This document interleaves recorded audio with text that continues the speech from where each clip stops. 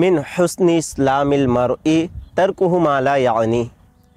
নবী আকরাম সাল্লাল্লাহু আলাইহি ওয়াসাল্লাম ইরশাদ করেন, মুমিনের সৌন্দর্যতা হচ্ছে মিন হুসনি ইসলামিল মারই, মুমিনের ইসলামের মাঝে সৌন্দর্যতা হচ্ছে তারকুহু মা লা ইয়ানিহি, মুমিন সেই কাজগুলো ছেড়ে দিবে যা দ্বারা তার কোনো উপকার নেই, অযথা কাজ, লা ইয়ানি কাজগুলো সে ছেড়ে দেবে।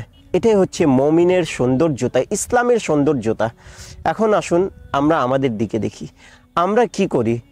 এখন বর্তমান সময়ে মানুষ ফোন নিলে ফোনে স্ক্রল করতে থাকে, রিল, অযথা সময় নষ্ট।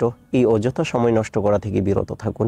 প্রতিটি মুহূর্ত, মুমিনের প্রতিটি মুহূর্ত আল্লাহ পাকের জিকির, নবী আকরাম সাল্লাল্লাহু আলাইহি ওয়াসাল্লামের প্রতি দরুদে পাক পাঠ করা, এর মাধ্যমে অতিবাহিত হওয়া উচিত।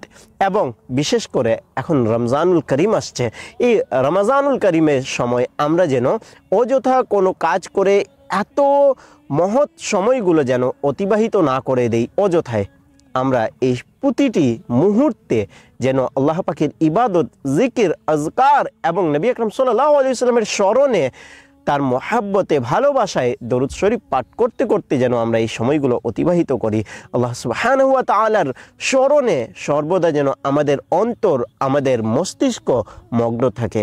এটাই হবে আমাদের ইহকাল এবং পরকালের জন্য খুবই সুন্দর জমাকৃত মাল, সম্পদ। এটাই আমাদের জন্য যথেষ্ট হবে। আর এটার মাধ্যমেই কিন্তু আমরা ইহকালেও শান্তিতে থাকব, পরকালেও শান্তিতে থাকব। তো আসুন অযথা কাজগুলো আমরা ছেড়ে দেই।